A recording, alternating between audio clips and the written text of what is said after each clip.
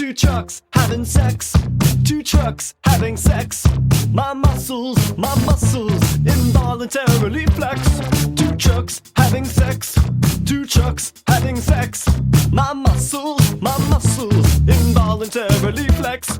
Two pickup trucks making love, American made. Listen up, Autotops and Decepticons. You're listening to Prime Cut's non-linear history of the Transformers franchise on television. I'm one of your hosts, Audrey. I'm your other host, Mara. And what if you were the MacGuffin? Twink delivery service, courtesy of Alpha Trion. It's kind of like, I mean, they don't have hair, but he's kind of a twunk. I was gonna say otter, A little but he's bit. a twunk. Yeah, he does have a snatched waist, so he's like like this sort of classic beach himbo build.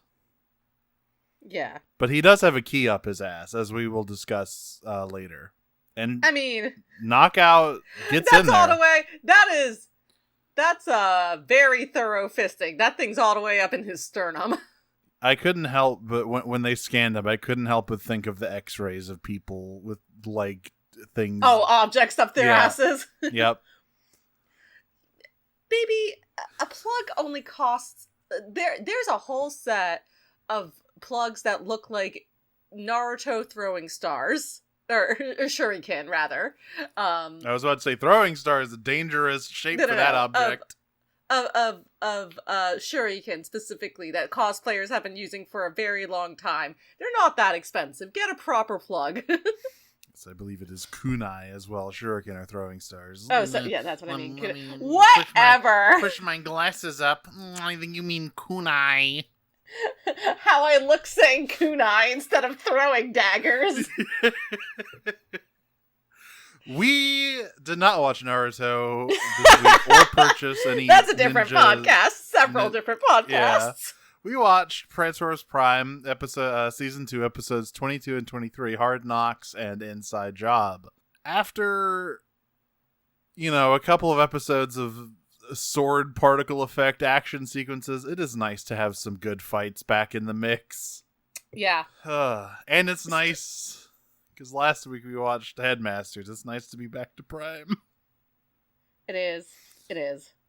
So we start off Hard Knocks with maybe one of my favorite Nemesis check-ins ever, which is Soundwave hard at work decoding the Iacon files while Megatron paces around behind him and goes, "It was so sick. You should have seen it, bro. When I broke the Star Saber, Optimus fucking shit his pants and started crying. It was awesome." It is. I mean, it's pretty funny. Like, it's so funny that Megatron has this relationship with Soundwave because one, he doesn't talk back. He's very competent. So, like, it almost... He doesn't talk back. Unless your name is Starscream. And even then, he doesn't really do it. He just uses your own words against you. So it almost feels like Megatron's, like, trying to impress Soundwave, which is a very funny It does! idea. It's really funny. I need Soundwave to think I'm cool.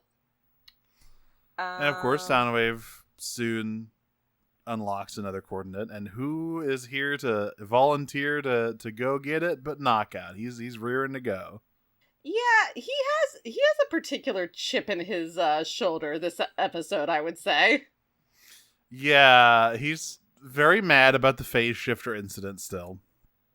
And when he walks up, Megatron says, "No, I'm calling Dreadwing for this," but Knockout insists that he's the guy for the job.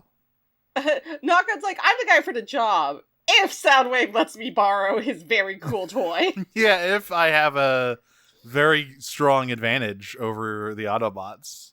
Megatron says, "Yeah, fine, whatever." Which is shocking to me that he would risk losing another relic if Knockout fucks up again. Yeah, it is true that Knockout has not had the best track record with any of this. No, I mean, he's a good... Megatron straight up says after he comes back, like, yeah, nice job. I do value you more for your scientific expertise than literally anything else you do. So just like... You are we needed a medic. You are already the bottom of the barrel of options for that, so... Just go look at this key really hard and see if you can figure out what it does. We do unfortunately need someone to put our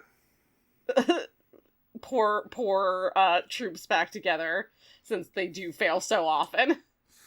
We need someone who knows how Excel works, and Knockout, you're the only option we have. Grim. So we cut over to the auto base where they're waiting on the next set of coordinates, and Smokescreen is just saying, "Hey everybody, I just want to let you know that I'm the hot rod analog for this show, okay? I just want to let everybody know that." Yeah, I feel like I know we kind of established that already, but I don't feel like it really got through to everyone, so... I got like a big important destiny. I have like a narrative weight behind my arc that you guys don't. You might say that so I've got the touch. I've got the power, you know how it is, and everyone just sort of like says, "Oh boy, here he goes again."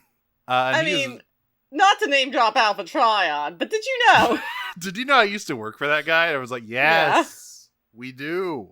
For the love of Christ. And of course, he is very excited to head out and get the next key when Optimus gives them the coordinates, but Optimus tells he and Bulkhead to hang back and let B and RC go, and he's not very happy about that.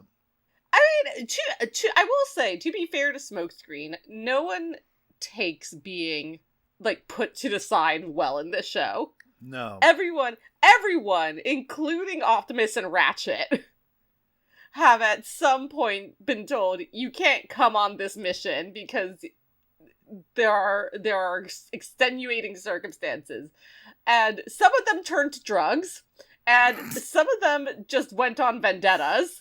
And, like, no one has handled it well. Yeah, I guess all things considered, he does handle it okay. He doesn't start injecting himself with mystery substances.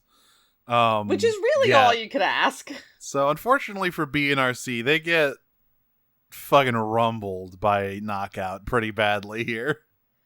Yeah, so, with Soundwave's very cool sonic device... The resonance blaster, the wiki says. Whatever the fuck it is, this thing wrecks shop. It fucks them up super bad. It just fucking stun locks both of them. And Knockout does like a big AoE attack to blow everything up. He gets like Bumblebee first, and Arcee's like, oh shit, and like comes down and he goes, did you just see what I did? And like, just like slams her against a wall. Yeah, and like you can see Bumblebee's like chest and armor like cracking under the pressure. Yeah. They're getting their asses kicked pretty bad. Girly pop, come on now. And yeah, Knockout just fucking snags the key and leaves, leaving RC and Bumblebee to go home and lick their wounds. This is what I appreciate about Knockout. He doesn't overstay his welcome. No. He knows to dip as soon as he's done. Yeah, like he fights dirty, he gets what he needs, and he leaves. A lesson Starscream would have done well to have learned in the next episode. You know, if he'd just taken a little bit of time at the beginning to do a little rip and tear, could have gone a lot smoother for. I mean, it still goes pretty smooth for him. He does end up fairly on top, all things being equal for him, but less on top than he maybe could have been. Yeah. So on the Nemesis, Megatron is like, okay, what the fuck are these things? They're all the same shape, and they don't seem to do anything. So clearly they're like a piece of a bigger puzzle, but I don't know what it is. There's something almost childish about like Megatron's exploration of this. Yeah. It's like, ooh, what does this do? Oh, it doesn't explode or turn people inside out. It's just a fucking hunk of metal. Boring. But yeah, he tells Knockout to stay home. Dreadwing's going for the next one. I like that Megatron's like, it must be a decoy set by Optimus Prime, and Knockout says, yeah, I don't know about that. They fought pretty hard to get it. Yeah, he's like, I'm pretty sure this is the real deal, dude. Yeah. Back at Auto Base, as the Decepticons are already moved out to the next set of coordinates, everyone is getting pretty sick of smokescreens talking. And by everyone, I mean RC. Classic RC moment. Yeah. She's banged up, and smokescreen kind of on accident insults her and Bumblebee, so she just walks off. Bulkhead and smokescreen head out, and Bulkhead's like, "Hey man, I know you're like new here, But gotta chill out. Like, Bumblebee and RC have been in a lot more shit than you have, and Optimus, you know, because Smokey's like, I gotta try extra hard because we lost the Star Saber, and Bulkhead's like, Optimus could do just fine without the big sword. He only got that extremely recently, so like, you need to relax, okay? To be fair, I mean, again, to be fair, Megatron does have a new Sword of Doom. Yes, and that is not good. But thankfully they don't encounter any Darksaber shenanigans in these episodes. But of course, it's not just the Autobots and Decepticons that have picked something up, because we check in for the first time in a while, to the Harbinger, where Starscream is very slowly refining some red energon. He has a plan, okay? He's a scientist, lest us forget. He's been sitting here waiting for this fucking energon to distill one drop at a time. And he's like, oh my god, is that it? He gets 3 doses. 2 even. Like, not even 3. He's like, he says there's 2, there's like 1, maybe 2 doses in here. But before he has time to complain more about that, he picks up the Decepticon ground bridge and goes to investigate. And as we'll remember, all right, red energon. It was this episode that he would have done well to remember that lesson. Never mind. Red energon is make you go fast. It gives you super speed. It makes you into the Flash. Speedy thing go in, speedy thing come out. That's right. So Smoke and Bulk get ambushed by Dreadwing. Bulkhead tells Smokescreen to go get the relic while he fights Dreadwing here. We get the classic testicle joke again. He loves talking about balls. He loves talking about balls. Oh, I also... Sorry, a line that I didn't mention. When Bumblebee and RC go off for the first time, earlier in the episode, RC, like, looks at Bulkhead and looks at disappointed Smokescreen and just looks at Bulkhead and goes, yeah, make sure you keep an eye on Destiny's Child, okay? Yeah. That's actually when they leave, because it's her, like, calling Bulkhead back, like, hey, you forgot the fucking dragon radar, idiot. Oh, and she, like, right. pulls him and is like, make sure he doesn't fucking kill himself, bro. Keep it. Yeah, I love Destiny's Child. Yeah, keep an eye on Destiny's Child, okay? And Bulk responds, compared to watching Miko, piece of cake. So, as I said at the beginning, Bulkhead and Dreadwing have a pretty sweet fight here. Set on, like, a autumnal mountainside. It's a very, like, wuxia movie. Straight up making AMVs in my head. Like, literally, it's like a wuxia fucking sword fight location that they're in. It's crazy. Lots of, like, slow-mo knee strikes and, you know, takedowns. Like, oh my god, actual fight choreography instead of just... What a concept! Whoa, I'm putting slime all over the screen. Look out! Look at all this purple light. Isn't that crazy? It's like, no, I can't see what's happening. God, what is the thing? Stop being baristas. We need men to be gaffers. Yeah, I can't see any. I can't see any of my movies. Yeah, I love that post. Everyone, I mean, the latest one I saw that reposted about was that fucking promo image for the second season of the live-action Avatar show. Oh my god, it's bad. It looks like they're the whole thing's bad. Obviously, the whole thing's bad from start to finish, but, like, it's bad. That shot is like, are they in an unlit basement? What is this? But yes, this is a cool, well-lit fight scene. Dreadwing does the thing where he plants the bomb on Bulkhead's back to try and do some trickery, but Bulkhead does a reversal. Because Dreadwing's like, it seems you forgot how our last encounter ended. And Bulkhead says, actually, I didn't. I learned a thing or two, bitch. So then Dreadwing, like, almost blows himself up. Meanwhile, Smokescreen is digging through some rocks to find the key. And right when he does, he falls over, and the key is gone. And they both assume that Dreadwing somehow swooped in to take it. But of course, it was not Dreadwing. It was Starscream, who hangs around long enough to overhear them loudly talking about what the Omega Keys are for and what they do. You would think that they would remember that there is someone out there with red energon. Yeah, they all forgot that, like, maybe they didn't know that he grabbed some. But, like, No, they did. Because they blew up most of it, but I guess, did they see him take the little chunk? I assume they did. Yes, they did, because he sacrificed the armor for it. Right. Yeah, I don't know how they forgot that. Rookie mistake, guys. I mean, I know that, like, Bulkhead and Smokescreen weren't the ones who were there at the time, but, like... Smokescreen was. Right, Smokescreen. Right, that's how he got the armor. Maybe he forgot to tell anybody. Well, no, RC was also there, and she wouldn't have forgotten. Yeah. I'd have to go back and look and, like, see And Optimus was there. Yeah, he was, like, it was, like, almost everybody was there.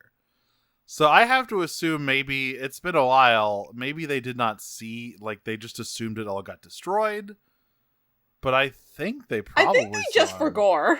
They had so much other shit to worry about that they had But to... if they did just forgot, it's still very funny. I mean, Optimus remembers it at the end of the next episode, clearly. Like, he figures out, because he tells him to close the ground bridge. So, like, presumably he remembered. But yeah, everybody else, forgot. There's been a lot of sword talk going around, so they kind of forgot everything else. Swords and ball bearings. Bulkhead's always talking about big balls. What's up, Bulk? If only you had the ball bearings. And, like, here's the thing. It's wild enough that they got away with that joke once. Repeatedly. It's insane that they keep making it. It's, I guess S&P is like, as long as you say bearings after it is fine. Because, like, it's not even, like, they could say, I think they drop a few, you don't have the bearings for it in animated. But, like, they just straight up say ball bearings all the time. Yeah. It's not subtle. So, Smokescreen he takes it all pretty hard. He's like, oh, I fucked up. It was all on me. And RC's like, man, it is not all on you. First of all, not everything is about you. So jot that down. Everybody fucks up sometimes. Okay, dude? Like, you can't be putting all this on yourself because you think you have some stupid destiny. And Optimus is like, okay, Darcy, you made your point. You can lay off of him. But RC does not lay off of him. No! I won't do that. She's like, yeah, maybe you will be a great hero someday. But, like, right now, you're just some jackass. And the way you become a great hero is that you stop thinking about yourself and instead think about the team. And Smokescreen kind of gets huffy and drives off to clear his head. And they're like, all right, well, we should just let him hang out for a little bit, okay? Yeah, she was gonna go after him. Yeah, she and Bulkhead were like, we'll go get him. But Optimus is like, no. Let him chill. This is fine. Like, he's young. He needs some time to think. Meanwhile, Starscream, who, by the way, has apparently been talking to the hollowed out dead husk of his clone this whole time, which I think bodes very well for his mental health. He's fine. Is monologuing about how, oh yes, I hold within in my hand the power to rejuvenate Cybertron. I shall become its he drops the name Emperor of Destruction, which is the generally the title for Decepticon leader in Japanese. And he's like, I will rule everything. But then he like, I do love how unsubtle the Japanese version of Transformers it's so good. is. the Emperor of Destruction. I mean, again, it really never grew out of, like, the G1 mentality. No. What if we put nuance in Transformers? No, go fuck yourself. Fuck you. He's the Emperor of Destruction. They're called fucking Destrons, and that raises red flags for nobody.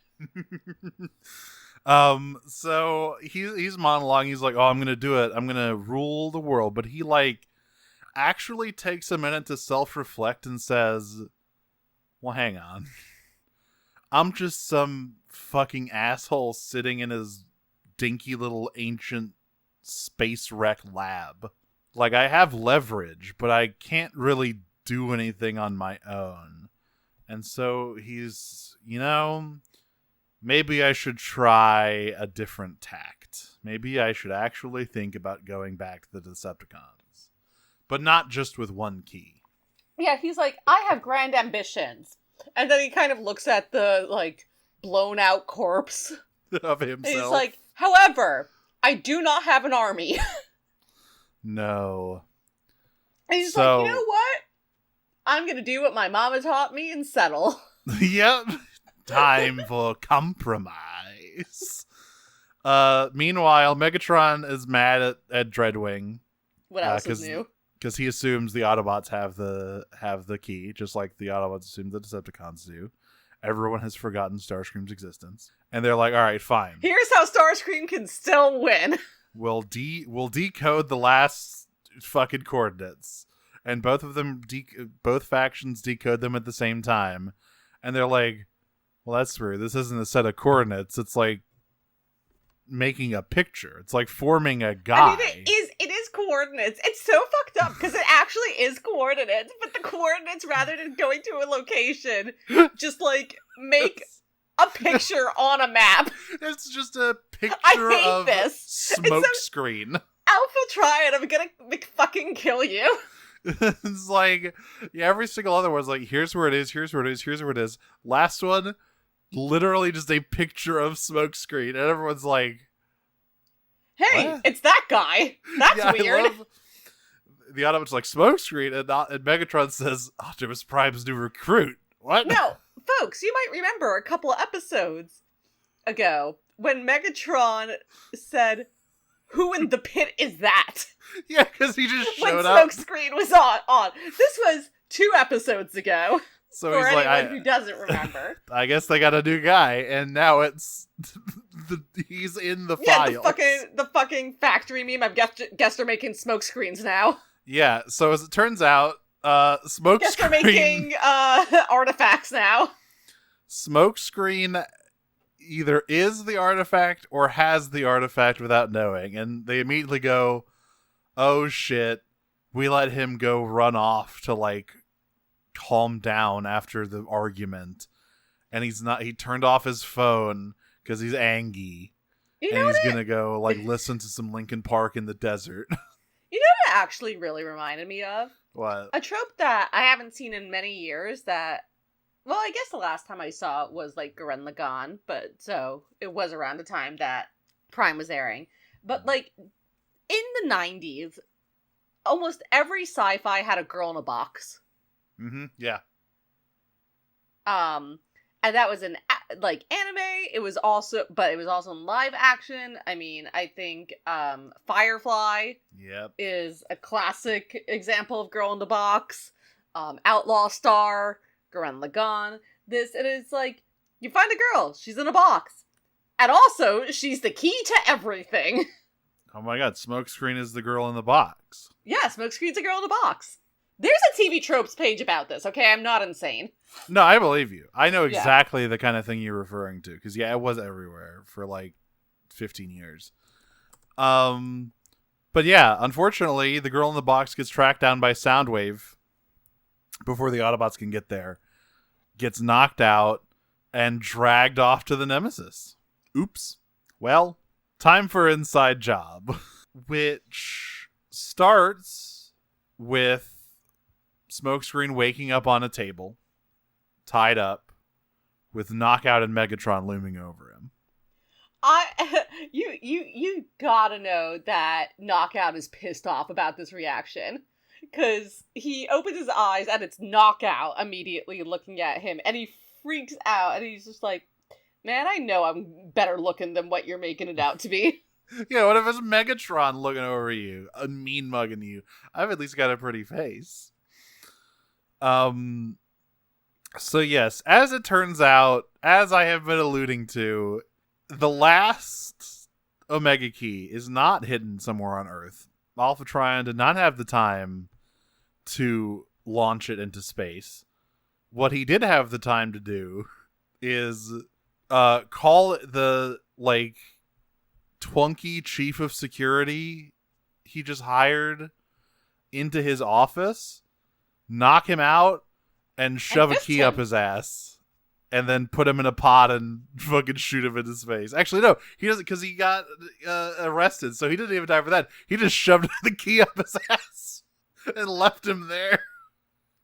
The great sage Alpha Trion going like, it's kind of a Yoda moment, if you think about it. I don't have time. The Decepticons, because of course remember he's George Takei in this show. The Decepticons are almost here. I'll have to get the coconut oil. So can I tell you, I'm going to a special I'm cosplaying at a special Cyclone Star Trek game tomorrow. And I'm going to be thinking about this the entire time now. just Alpha Trion hitting Smokescreen over the head with a big cartoon hammer and then pulling out the nitrite gloves and saying, well, I guess it'll have to do. I mean, okay. If we're going to talk about Star Trek and nitrile gloves and fisting, do you know about the Theodore Sturgeon fisting quote? What? From Star No. Trek. Sorry to get us on the aside. This is for the listeners, though. This is a very famous quote from the Star Trek fandom, from Star Trek TOS. 1 second, let me pull it up here. As the title says, and as you might expect, knowing the tone of behind-the-scenes correspondence around TOS, there was some eyebrow-raising sex talk, starting with Roddenberry's opening line, "At the close of this, you will no longer be a virgin." But Whoa. I was not expecting to read Sturgeon's reaction to the end of Shore Leave, where the production team overrode his desires to treat the McCoy-Tanya relationship more seriously, instead having him appear with 2 fur bikini-clad women on his arms. And here's the actual quote from Theodore Sturgeon from 1967. "This gene is a first-order vulgarism. Vulgarisms are ordered from the bottom up, i.e. a third-order vulgarism would be the scene D, likely DeForest Kelly, who went by D, and I discussed for a far future script, where the whimsical friction between Bones and Spock is brought to a head by McCoy's diagnosis that the Vulcanian needs a prostate massage and must have it.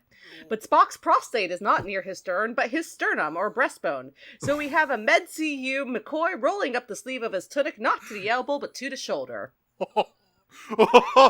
Holy shit. They were off their shits in the 60s. That's a real quote from a real Star Trek TOS writer, folks. And author. He wrote novels as well. But writer on the show. Well, that's basically what Knockout does here. Because, Yeah. like, you know, they scan Smokescreen. Except it's a little more lesbian because he does the full revolutionary girl lieutenant on Yeah, him. he pulls the sword out of Smokescreen's chest here. Megatron tells him to get the thing out after they scan Smokescreen, and once again, like all the pictures of people with things shoved up their butts, it's just hanging out in there. Knockout first brings out the saw and like menacingly walks towards him. Like, "Ooh, I'm gonna cut you open." I'm But gonna then get you. he says, "Psych," and he shows him that he took the phase shifter, and he just shoves his hand right in there, just gets all up in there, and Smokescreen says, "Get out of my gears." It is a little uncomfortable to watch. I'm like, this shouldn't be happening. And he grunts as Knockout pulls it out, and there's a little bit of give as he pulls the key out.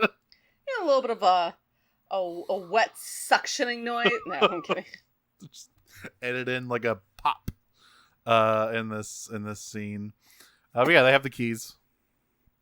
Got I him hope out of that there. shows up on Audacity.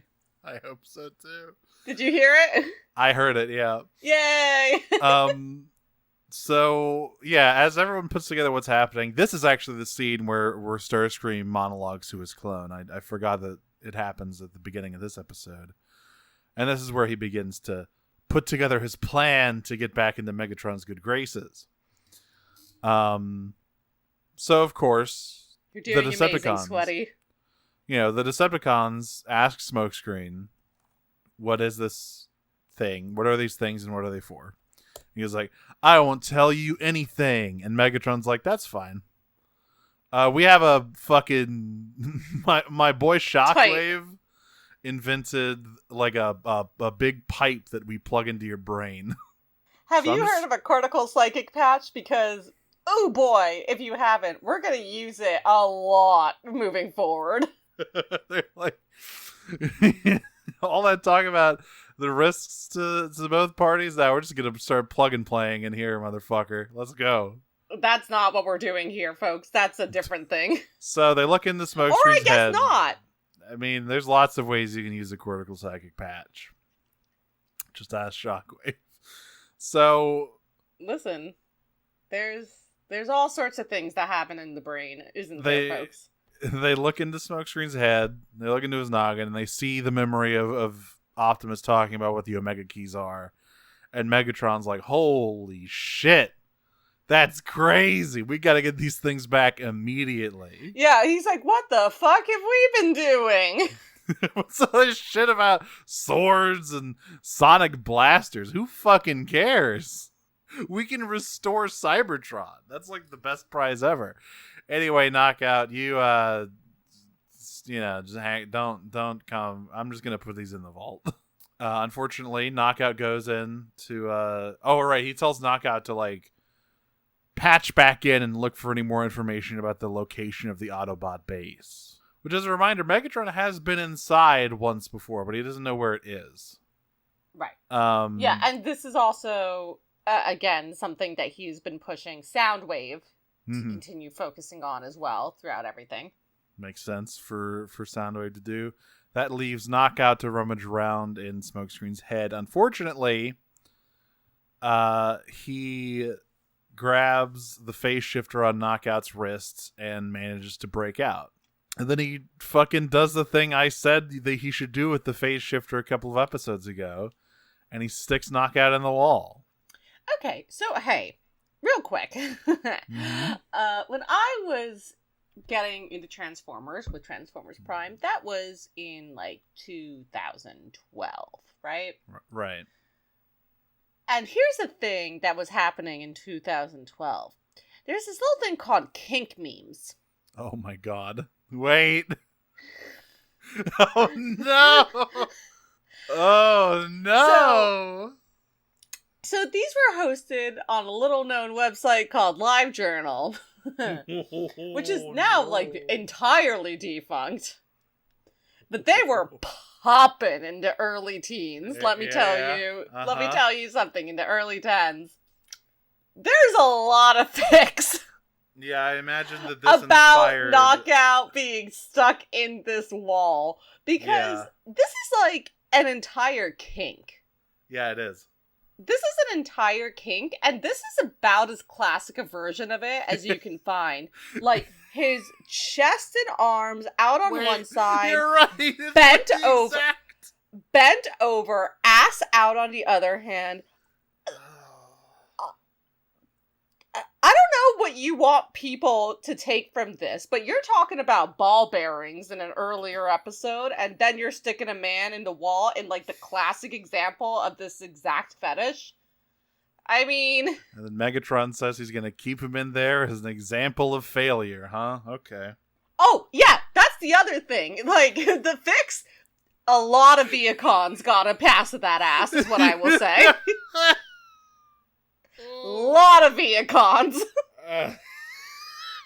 So you can't see it, but I'm shrugging. Yeah. So Smoke. I'm just yellow shrug emoji over here.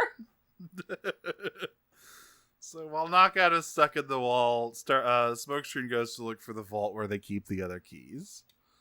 And he does find them. He like runs literally right through Megatron. to like get into the vault, and Megatron has to like open up the door to get in, and by then it's already too late.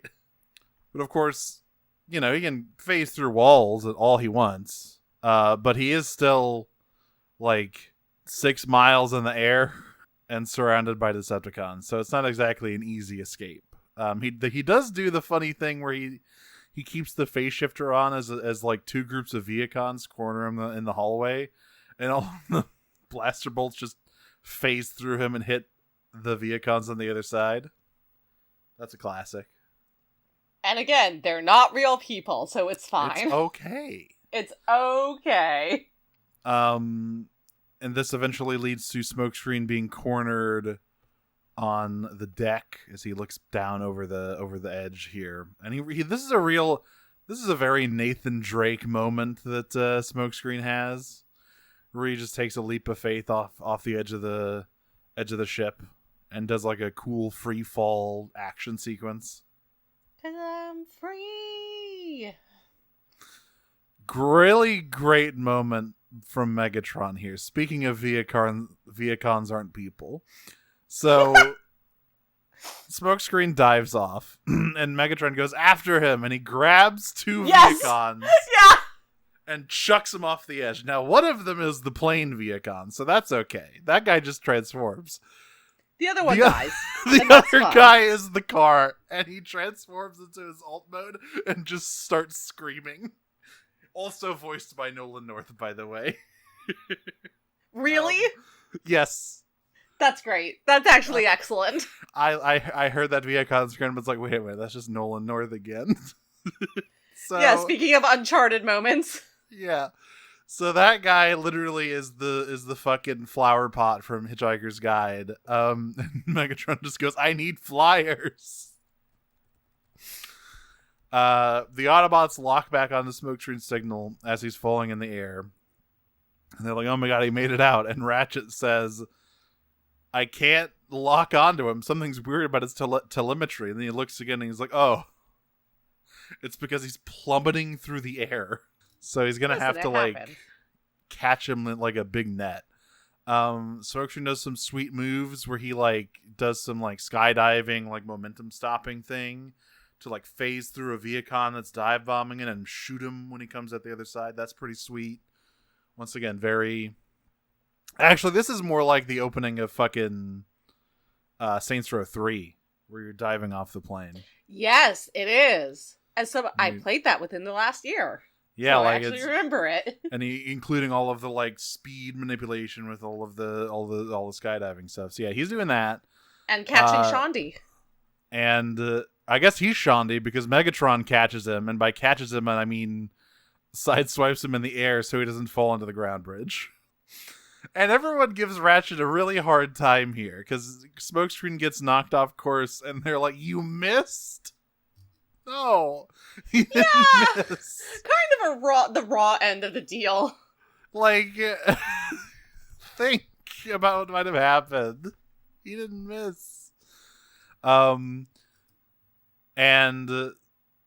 they, he hits the ground, but he phases through the ground, and 2 Viacons coming after him ram into it, immediately followed by the car that also hits the ground and explodes. I love that he didn't like try to transform back and maybe grab onto one of his airplane compatriots. I think at some point as a Viacon, you resign yourself to your death. You just accept. It's like, what?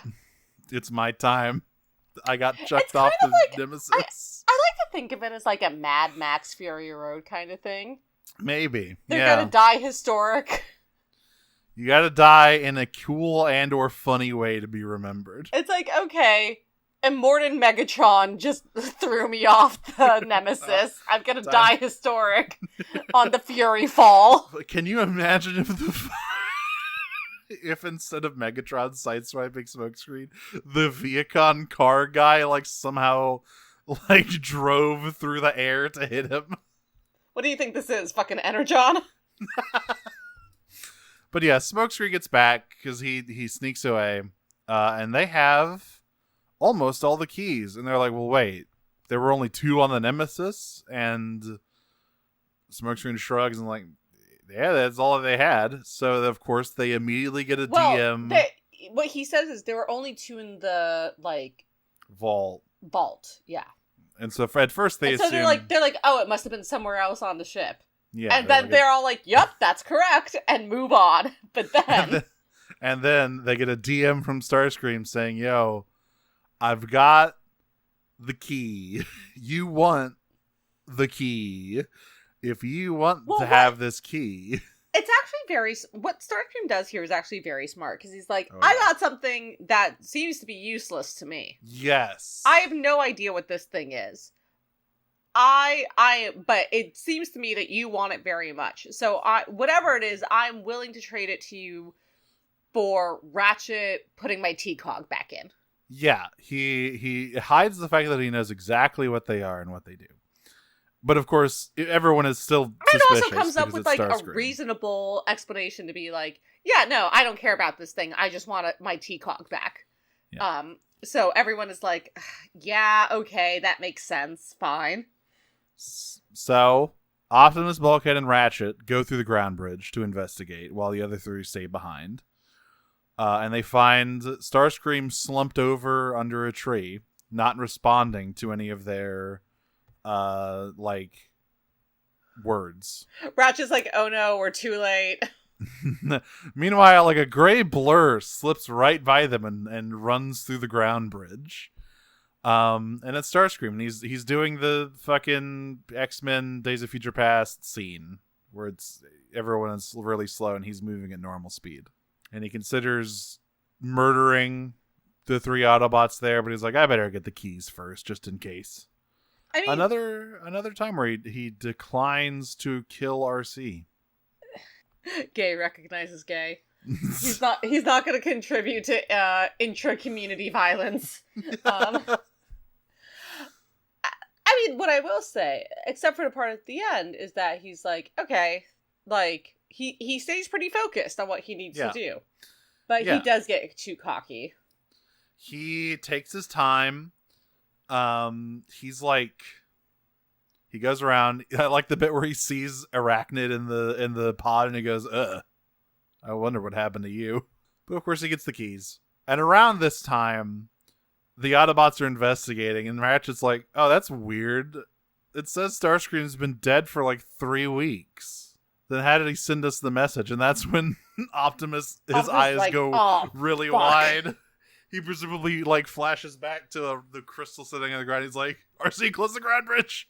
RC, close it. Do it now! Do it now! And she does. Unfortunately, he's already got the keys. He walks out there. I love that he's like, all right, I've got what I wanted. Now I'll kill you all. And the only thing that stops him is that he looks at what RC is doing and is like, ah, shit, I gotta go. Damn it. Oh, well. And he saunters back through the ground bridge. He just like does a gay little jog through the gay ground little bridge. jog that pisses you off. And you know what it did? It did piss me off. And I love when he gets there and he pops out in front of Optimus, who is still in slow motion. So yeah. I don't know what he's saying outside of Autobots. Maintain position. Oh, is that what he's saying? All I could make out was Autobots. And Starscream goes up at him and goes, Autobots! That's you! That's how dumb you sound! And of course, that is when the red energon wears off. And I really love that he goes from this like, I control who lives or dies. I hold the threads of fate in my hands, to like everyone going in regular motion again. And then he does like a Homer Simpson scream and fires a missile at the ground. And to be fair, it is enough for him to get away. Yeah, it was a really funny noise that he made. Because he also has his own portals. Yep. So it's enough for him to get away. And this is maybe the most agonized I've heard Peter Cullen He's pissed. be in this show. Yeah, he does a big no after Starscream gets away. Like, more than his stuff with Megatron, this might be the most agonized Optimus has been in this show. Yeah. I think it hurts particularly because it's Starscream. Right? Like, He's got to be extra mad about that. Like an entire season of really inglorious action. Yeah, and he's on top again, basically. Well, as close as you can get to it. We'll get there. I will say, the fact that, so the next scene is, like, Megatron and Dreadwing, like, back on a Nemesis, and Megatron being like, fuck! Fuck! Fuck! Yeah. This is where he says to Knockout, "You're gonna be a reminder of everyone who fails me." Again, free use Knockout. I don't know what else you could take from this scene. You write something on Knockout's forehead with a Sharpie. Believe me, there is a tally on an ass cheek. So while that's happening, he and Dreadwing head up to the base, and he's like, "All right, well, this fucking sucks." There's so many fics. And then they get in there. Like, Megatron's having a little tantrum, and Starscream's like, and Megatron's like, okay, it's fine. All we have to do is, like, go into the Autobot base, get all the keys, and, like, reshape Megatron. And Starscream says, "Hi, Lord Megatron, been there, done that." Fucking and Megatron fans the keys out. Dreadwing is like, it's on site. Dreadwing like holds a thing up in his arm up and is charging his cannon, and Megatron's like, no. Let me hear the worm. Let's see where he's going with this. Let me hear the little worm. And yeah, he does like a money spread with the Omega keys. And he says, "I come bearing gifts." And that's the end of the episode. Bad guys have won, basically. I'm gonna give you a little spoiler for next week. If you thought you were done with the cortical patch, you are incorrect. We've got another clip show next week, but it is a lot more substantial than the last one and adds more new stuff. Yes. Rather than and it's a Starscream clip show. It has a really, maybe the best. What could you ask for? Perhaps the best clip of any Starscream that has ever been produced in the next episode. But yeah, that's it for this week. Next week we'll be finishing off with the last three. One of which is called Darkest Hour, so don't worry about that. That's probably fine. Nothing's gonna happen there. All I will say is that one of the first explicit Transformers fan arts that I ever saw took place in the season finale of this. Oh boy. All right. Well, we'll be able to talk so much more about that next week, but for now, we've got to answer a few questions. And it's Megastar, if that means anything to anyone. That makes a lot of sense. Yes. That makes a lot of sense. Yeah. But we do have some questions, and they're not about free use Soundwave, which is really disappointing. Knockout, not Soundwave. Oh my god, Knockout. I mean, free use Soundwave is also interesting. Let's not lie. But not what was happening here. No. The first one comes from Scrapple Roan. Which of these episode titles has kinkier implications? I mean, I'll tell you which one has kinkier implications based on the text. It is the second one. It is. It is Inside Job. It's you got people reaching inside each other. You got people stuck in walls. What else? What more do you need? I think Inside Job still is the kinkier implication. Oh yeah, and title as well. In title, yeah. The Decepticon Serving Division asks, what other tools, in quotes, did Knockout use to get inside Smokescreen? Coconut oil and nitrite gloves, like I said. And a lot of stretching. You gotta get a good coating in there. And something with a flared base, people. Exactly. Please. There are things out there. You don't have to. He's have to do this. He's a doctor. He knows all about it. All right. Yeah. He knows exactly what's going on. How many things do you think he's removed from Viacon's colons? Oh my god, so many. Dead Aim Stealing Faye asks, Alda's 5G chess is just like the still popular and relevant hit TV show Game of Thrones. So I must ask, who would be the major players in a Game of Thrones style political/war drama Transformers series, and who's the false protagonist who gets killed off at the end of the first season to set the stacks for the rest of the series? This is just robots in disguise, and the answer is Metal Hawk. Yes! Like... Yeah, this it's exists. True. This is out there.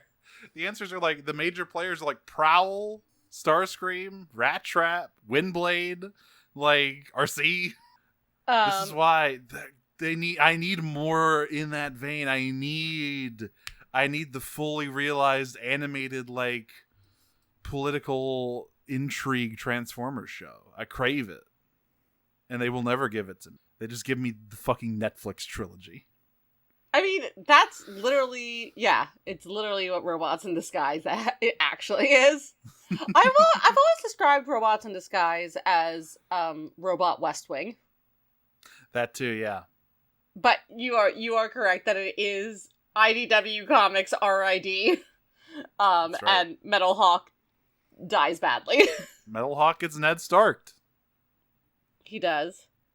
And Bumblebee's lucky that he didn't, frankly. How would the episode go if Inside Job was actually about Megatron getting Freaky Friday again, but this time the Autobot Twink got to control Meg's body and had to RP as him to get the other keys and the Star Saber to the Autobots? Would actually be pretty good. Because that's also Megatron having a Lex Luthor, I have no idea who this is moment. Yeah, exactly. Well, at least I'll get to see who the Flash is. I have no idea who this is. Such a good I just watched joke. that episode. It's so good. It's one of the last episodes of JLU. That's crazy. Yeah, the last season of JLU is Lex Luthor losing his mind trying to, find Brainiac so he can have mind sex with Brainiac again. Like, that's the entire plot of the last season of JLU. Great show. Cliff, the dead jumper Chet asks, don't you just hate when you accidentally toggle no clip in the middle of a wall? How many Half-Life _ crowball _ impact sound effects does Knockout make trying to get out the wall? He's not making them. All the Viacons are making them slamming into him. Yeah, there's a lot of clanging going on, but none of it is the no clip sounds. Listen, folks, we're not called clankers for nothing. I do love the idea of just editing in a bunch of like Gmod sound like impact sound effects in that scene. I mean, that is the sound. The crowbar sound in particular is the sound of the Viacons having their way with Knockout. Why did that Viacon even transform at that point? Resignation. Yeah, we discussed. He gave up. Die historic on the Fury Fall. He said, "Well, at least this will be funny." Exactly, for the bit. When your life, when you live a life as cheaply as the Viacons do, doing it for the bit becomes more important than ever. It's true. Haybine asked, if you have time to plant a bomb on each individual tree in the forest, don't you have time to just dig up the relic and leave? Yeah, so we can talk about this. Okay, so when Bulkhead and Smokescreen go to pursue the key, Dreadwing is there to meet him, and he rigs an entire forest to explode. He put bombs on every tree within a 3-mile radius. What the fuck? And Bulkhead looks, he sees like one, and then he sees another, and he looks at Smokescreen and goes, we gotta go. Oh, fuck. Why do... Yeah, because, like, he didn't just have to do that. Unless he's so good at throwing them, but he just did kind of have to do that one at a time. Once... Look... You can't say the Dreadwing doesn't appreciate a dramatic reveal, okay? You can't say that Tony Todd does not appreciate Absolutely. a dramatic reveal. I've watched a lot of Final Destination movies. Oh my god. What else does Alpha Trion have stashed in other eager young bots, snacks, housekeys, and Nintendo 3DS? I don't like this question. Yeah, they I don't knock like out this picture of Alpha Trion we're painting, who's fisting all of his ingenues. He's just like, yes, my entire security detail is tight young recruits. Tight? Like, you used the term tight! Well, that's what the coconut oil is for. I don't like this. You know, I'm gonna Optimus come out and does say have a it. snatched waist. Maybe that's why Alpha Trion was like, hey, you should come work at the archives, young man. Oh my god, Smokescreen, you need to have a Me Too moment. Fucking cancel the 13 Primes. This is also what IDW is about. It's true. Oh God. But I would love it Christ. just editing in like yeah, just like a fucking can of soda and a Nintendo 3DS into Knockout's X-Ray there. Extra storage. It's free real estate. Guys asked, so what was Alphatrion's plan with shoving to make a Smokescreen's key? ass. Sorry, smack Smokescreen ass. You would believe how many relics you could fit in this thing. Home of competition pissing. No. Apparently, by the lore we've established here, Alphatrion was just trying to hit that. He was just a weird old man. He is canceled. Alphatrion is over, party. It gets lonely in the archives, Optimus. Optimus, you've been so silent on the topic of Alphatrion. It was a different time. I respect him as an archivist. I have several disagreements with how he went about his personal life. This is really bad. Oh God. Okay. Actually, when did he put it in him without Smokescreen knowing? Well, Well- like we said, we knocked him out with a big cartoon hammer. When he had his Me Too moment. Oh my God! Did he just give Smokescreen a surprise surgery at some point? Honey, no, that's not how it got there. You can't be drugging and shoving keys inside people, Alphatrion. You Yeah. can't be doing that. Listen, it's called the Omega Key because it's a suppository. Only a true Omega may operate the Omega lock. This is We've- Smokescreen's destiny. We're really rapidly treading some very dangerous territory with these questions. We gotta get out of here. One more from Optimami Prime Milkers. Sure, this may as well happen to lead us out tonight. What plot-relevant MacGuffin from any media you've watched would you be the most okay with having in your chest? The Sword's always a great option. Like, obviously, it's not physically there. It's, like, metaphysically there. But, like, you pull that shit out of Utenosword, you someone. said? Yeah, the Utenosword. Yeah. You just, like... I think I would go for a Sailor Moon heart crystal. That's also pretty cool. Because Yeah, like crystal that's in the just my chest. heart. Yeah. Like, I wouldn't want to... I mean, I guess... The Matrix doesn't really work for, like, a person who isn't a robot, because then it'd be really messy to get out. But like an Sword, like I said, it's like a metaphysical thing. It's like you pull it out, it's like magic and shit. Then you have a sweet It's a sword metaphor. fight. You let the So- killing thing kill. It's a metaphor for lesbianism. You put the lesbian thing in your mouth without letting it turn you into a dyke. mission failed. That's how it goes, right? Right, John Green? And then you have a sweet sword fight, while like a choir in the background names the various geologic ages of Earth, and Anthe drinks 50 milkshakes. All And- real things you can find in Nutella. pulls a pen from her snail-infested pencil case. The snail episode. I love that episode so much. All of Utena free to watch on YouTube, by the way. I'm going to put up like new restored. Nanami is the greatest options. character that was ever created, by the way. I love Utena, but Nanami is the GOAT. Gotta have the Nanami episodes. If anyone ever tells you skip the Nanami episodes, they do not have your best interests at heart. It's important to watch the Cowbell episode. Cowbell Dior changed my life. Oh boy, yeah, we managed to to pull out of the muck there, much like By the skin of our teeth. yeah. And we've been Prime Cuts. You can follow us on Blue Sky at Blue Sky, primecutspod.bisky.social.